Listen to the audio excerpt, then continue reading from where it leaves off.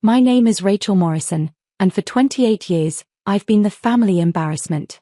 My older sister Victoria, 32, immaculate, successful, has been the golden standard against which I've always been measured and found lacking. "Why can't you be more like your sister?" became my mother's favorite refrain around age 12. Victoria graduated summa cum laude from Stanford. I went to community college and finished online. Victoria married a corporate attorney at 26 in a ceremony that cost more than most people's houses. I'm still single at 28. Victoria built a successful property management company. I work from home doing something with computers. That's how my family describes it when forced to acknowledge my existence at all. The truth? I'm a senior cybersecurity consultant for 3 Fortune 500 companies and 2 government contractors. My NDAs are so extensive I can't discuss 90% of what I do. My family interprets my silence as failure. But none of that matters to them. Victoria is visible success. I'm invisible disappointment. Our grandmother, Dorothy Morrison, saw things differently.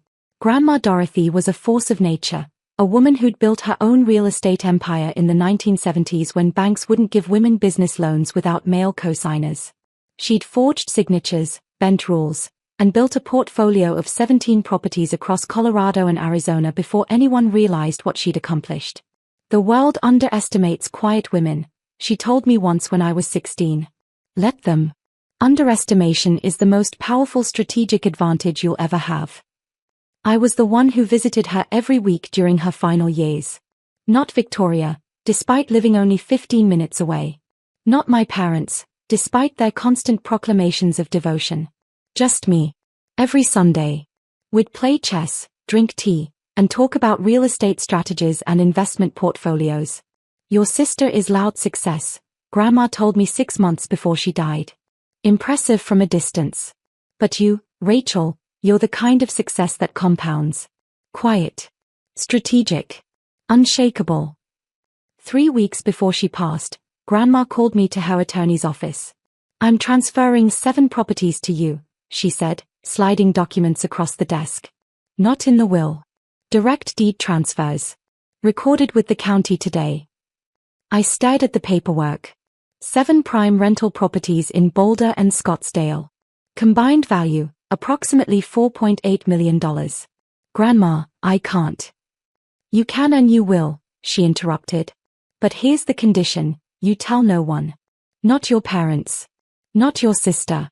No one. Let them think everything goes through the will. Let them think they know what's coming." "Why?" Her eyes glinted with something between mischief and steel. "Because I want to see what they do when they think you're getting nothing. I want you to see who they really are when they think there are no consequences." She squeezed my hand. "And Rachel? Your sister has been stealing from these properties for 4 years. I have documentation. When the time is right, you'll know what to do with it." Grandma died 2 weeks later, in March 2019. The 7 properties became legally mine that same month, though no one knew it except me, Grandma's attorney, and the county recorder's office. The will reading was theatrical. Grandma left her remaining 10 properties to be divided among her grandchildren, deliberately vague language that set off exactly the family drama she'd anticipated. Victoria immediately declared herself the primary beneficiary. "I'm the one who built a career in property management. Obviously, Grandma intended these for me." My parents nodded approvingly. I said nothing. For the next 5 years, I watched. I listened. I documented. Victoria took control of Grandma's 10 remaining properties, claiming she was managing them for the family until the estate was settled. She collected rents, handled maintenance, made decisions. She also embezzled $340,000. I know because I hired a forensic accountant to audit every transaction. Inflated maintenance costs. Fake contractor invoices. Personal purchases coded as business expenses. Rent payments that mysteriously disappeared. Victoria was careful. Professional. Almost untraceable. Almost. Meanwhile, my own 7 properties, the ones actually deeded to me, generated steady income. $18,400 per month in rent. I reinvested everything, stayed quiet, and built my consulting business into something generating mid-6 figures annually. I also did something else. Victoria's property management company started experiencing financial difficulties in 2021. Cash flow problems. She mentioned it casually at Christmas, fishing for sympathy or perhaps investment. I became her anonymous lien holder. Through a shell company and a very discreet attorney, I purchased $2.6 million in liens against 7 commercial properties Victoria claimed to own, properties that were actually heavily mortgaged but that she presented to the family as her empire. She never knew. The paperwork listed only corporate entities. The monthly payments went to an address she never questioned. I wasn't just holding liens. I was her largest creditor. One missed payment, and I could foreclose on everything. I wasn't hiding. I was watching. And waiting. The call came on a Tuesday morning in November 2024. "Rachel, we need to have an estate planning meeting," my mother announced without preamble. "This weekend. Your father and I are finally settling Grandma's properties. Victoria has been patient long enough." "Patient?" I asked mildly.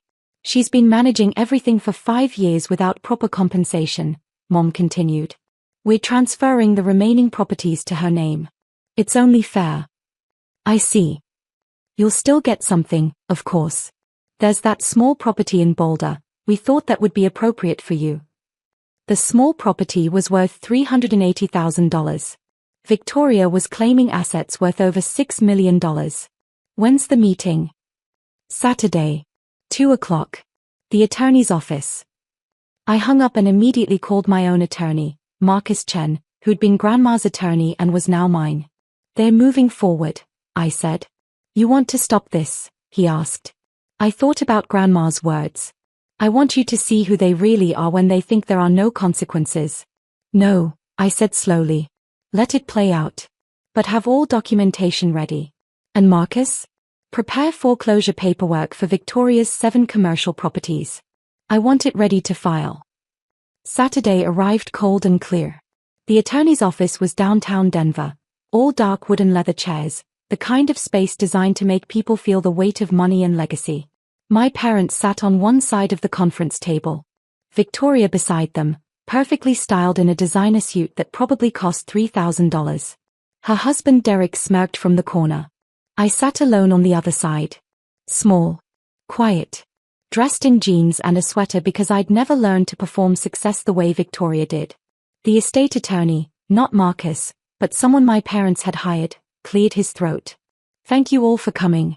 We're here to finalize the distribution of Dorothy Morrison's remaining estate properties." Finally, Victoria sighed dramatically. "I've been managing these properties for 5 years without proper title. It's been incredibly stressful." "You've done such an amazing job, honey," Mom gushed. Dad nodded. "Dorothy would be so proud." The attorney shuffled papers. "Yes, well. The proposal is to transfer the 10 remaining properties as follows: 7 to Victoria Morrison Shaw, 2 to Mr. and Mrs. Morrison, and 1, the smaller Boulder property, to Rachel Morrison." Victoria smiled. "That seems fair. Rachel never really contributed to the family business anyway." "Victoria has the expertise," Dad added. "She's built her own company. She knows what she's doing." I said nothing. Just watched. The attorney looked uncomfortable. "Ms. Morrison, Rachel, do you have any objections to this distribution?" "I have questions," I said quietly. Victoria rolled her eyes. "Of course you do." "These 10 properties," I continued, ignoring her. "Victoria has been managing them since 2019. Collecting rents. Handling maintenance." "Correct." "Correct," Victoria said impatiently. "Which is why I should have proper ownership." "And in those 5 years, how much revenue have these properties generated?" Victoria waved a hand. "I can provide detailed accounting." "I'm sure you can. I'm asking for an estimate." She paused, calculating. "Approximately $1.8 million in total rental income." I nodded slowly.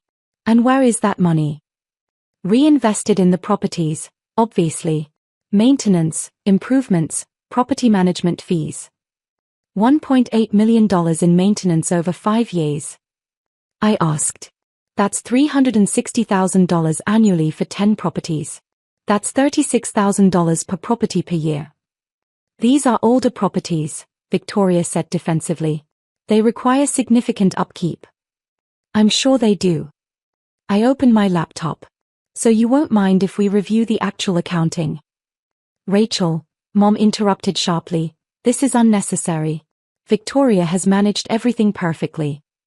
Then the accounting will confirm that, I replied calmly. Victoria's face tightened.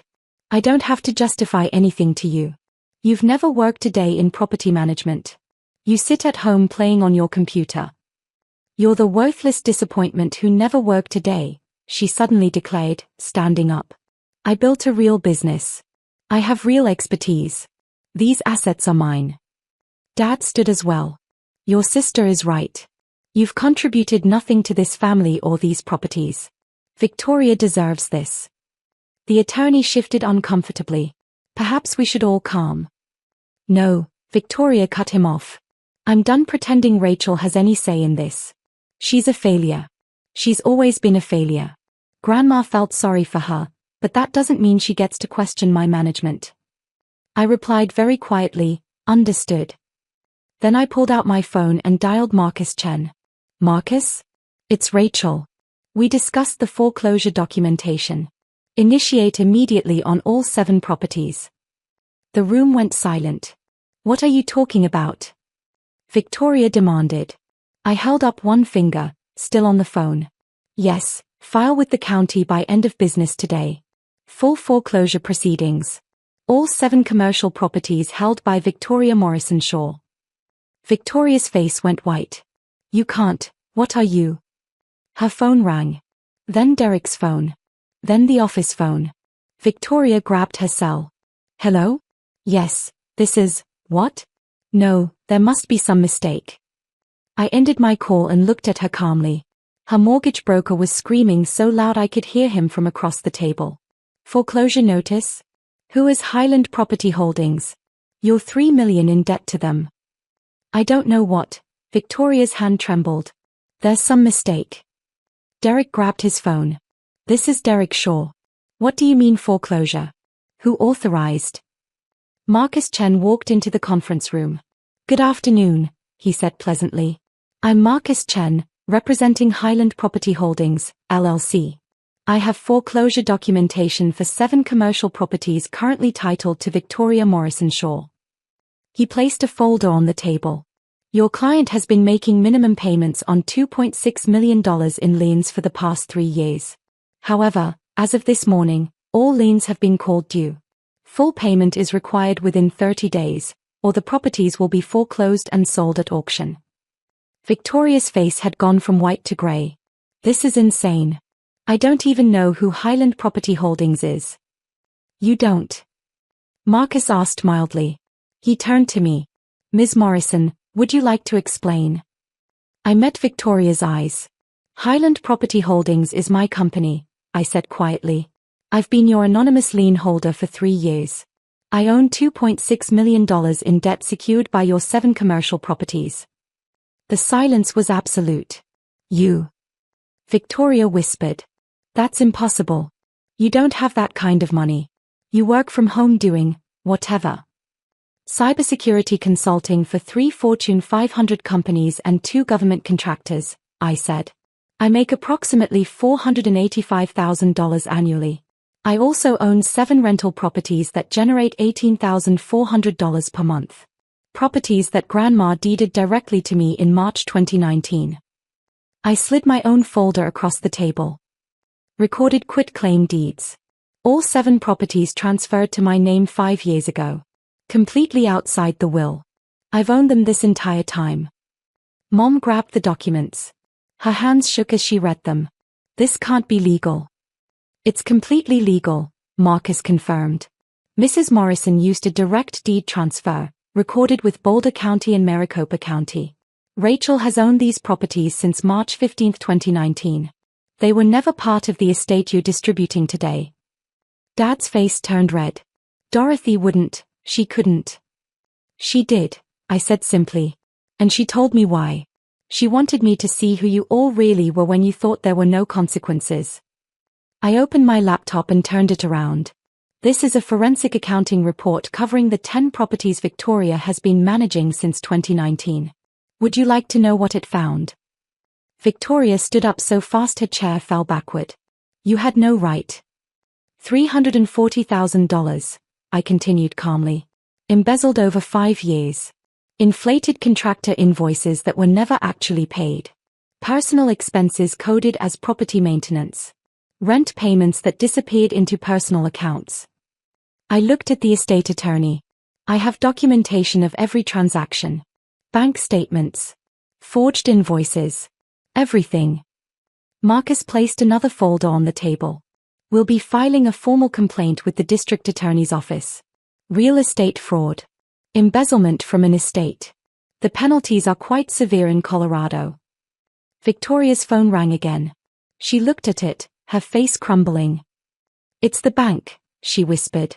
They're calling the loans on 2 other properties. How did you?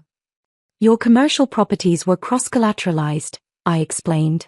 When the liens I hold go into foreclosure, it triggers default clauses on your other mortgages. You're about to lose everything. Derek grabbed Victoria's arm. We need to call our attorney. Now. Yes, I agreed. You probably should.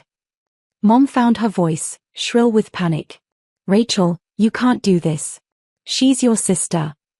My sister who called me a worthless disappointment 30 minutes ago, I said quietly. My sister who stole $340,000 from our grandmother's estate.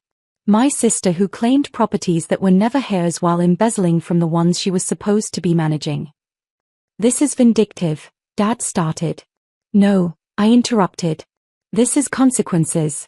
For 5 years, I've watched you worship Victoria's success while dismissing everything I accomplished. For 5 years, I've documented her theft while she paraded around as the responsible one. For 5 years, I've been patient. I stood up.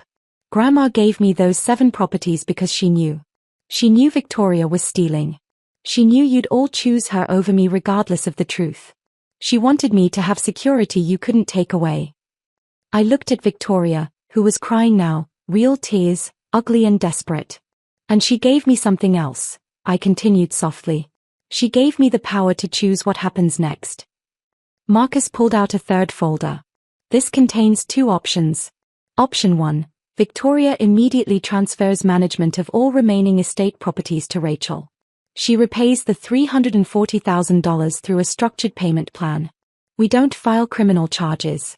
The foreclosure proceedings continue, but we negotiate a repayment plan for the liens. What's option 2? Derek demanded. We file criminal charges today, Marcus said simply. The foreclosure proceeds immediately. Rachel takes possession of all 7 commercial properties within 60 days. Victoria faces up to 10 years in prison for real estate fraud and embezzlement. The room was silent except for Victoria's sobbing. You can't do this, Mom whispered. Please, Rachel. She's your sister. She is, I agreed. And I've just offered her a way out. More mercy than she ever showed me. I walked to the door, then paused. You have 72 hours to decide. After that, option 1 expires, and we proceed with option 2 automatically. Rachel, Dad started. 72 hours, I repeated. Marcus will handle all communications. Don't contact me directly.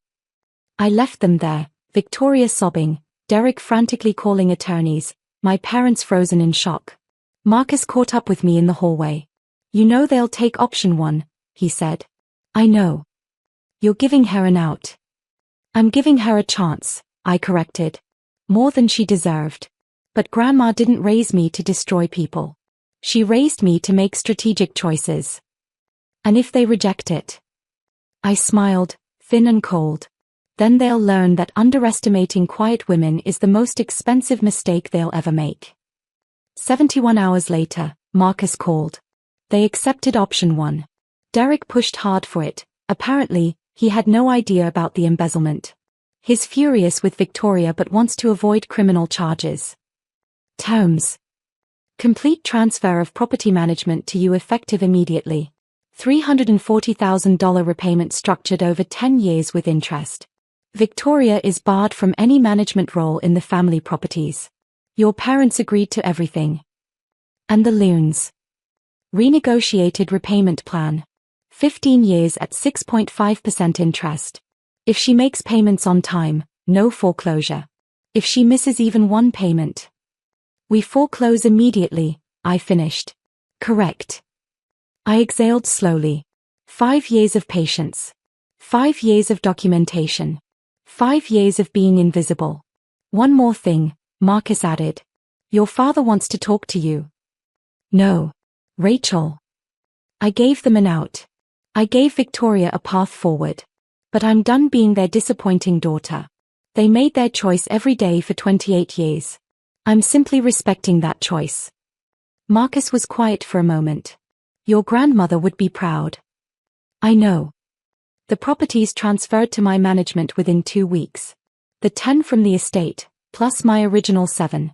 17 properties total, Grandma's entire legacy, now unified under my control. I hired a new property management company. Not Victoria's. Fired every contractor she'd been using who'd participated in the invoice fraud. Installed new systems, new accounting, new everything. Monthly revenue, $31,600 across all 17 properties. Annual revenue, $379,200. Plus my consulting income, $485,000. Total, $864,200 per year. Not bad for the worthless disappointment who never worked a day. Victoria makes her payments. Every month, exactly on time. I suspect Derek has taken control of their finances, which is probably wise. We don't speak. I see her at mandatory family events, Christmas, Thanksgiving, and we exist in the same space with cold civility. My parents tried to rebuild bridges. Apology calls. Dinner invitations. Attempts to explain that they didn't know or didn't realize, or were just trying to be fair. I declined them all. Not out of cruelty. Not even out of anger, really.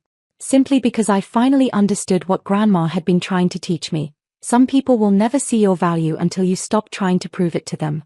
I stopped trying. I built my life.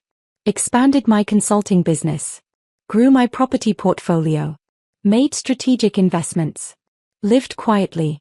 Succeeded loudly. Last month, I bought 2 more properties in Austin. Paid cash. This month, I'm closing on a small commercial building in Boulder. Victoria's first property, the one she was so proud of, is now mine. Foreclosed and purchased at auction when she defaulted on a separate loan. I didn't plan that. Didn't even know it was happening until my property manager called to tell me about the auction. Sometimes justice is deliberate. Sometimes it's just inevitable.